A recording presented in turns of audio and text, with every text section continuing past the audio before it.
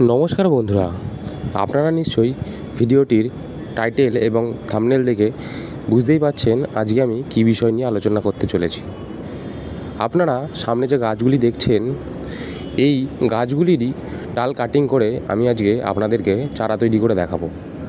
আপনারা অনেকে বলেন বা অনেকে ভাবেন এই বাগান বিলাস বা বুগেনভেলিয়া গাছের ডালের কাটিং থেকে নাকি চারা তৈরি করা খুব মুশকিল। আদৌ কিন্তু তাই নয়। আমি আজকে আপনাদের সম্পূর্ণ দেখাবো কিভাবে খুব সহজ উপায়ে আপনারা বাড়িতেই নিজেদের গাছ কাটিং করে আপনারা চারা তৈরি করতে পারেন খুবই সহজে।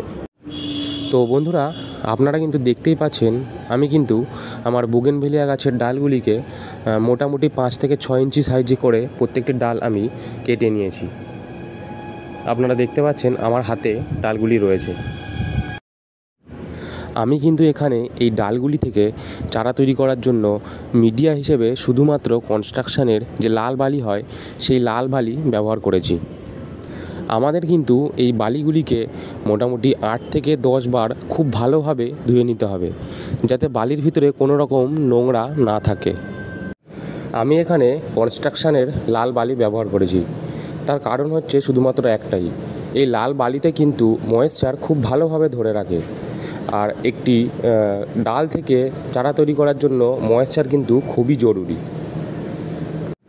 এরপরে আমরা একটি টবে, আপনারা দেখতেই পাচ্ছেন ছিদ্রটি একটি ইটের টুকরো দিয়ে বন্ধ করে এবার আমরা বালিগুলিকে খুব ভালোভাবে আস্তে আস্তে টবে দিয়ে টবটি সম্পূর্ণ পূরণ করে নেব।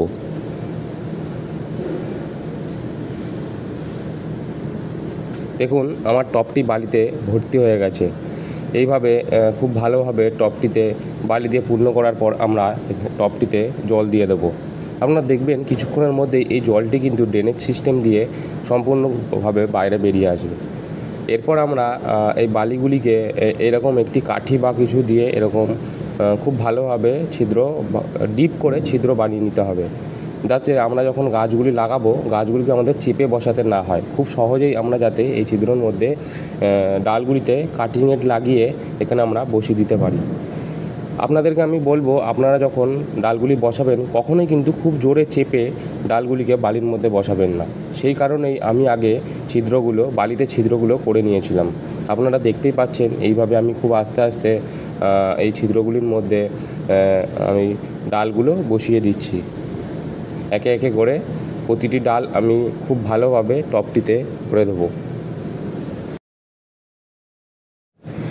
আপনাদের জানিয়ে রাখি, আপনারা যারা এই বুগেনভেলিয়ার কাটিং থেকে চারা তৈরি করবেন বা করছেন তাদেরকে আমি অবশ্যই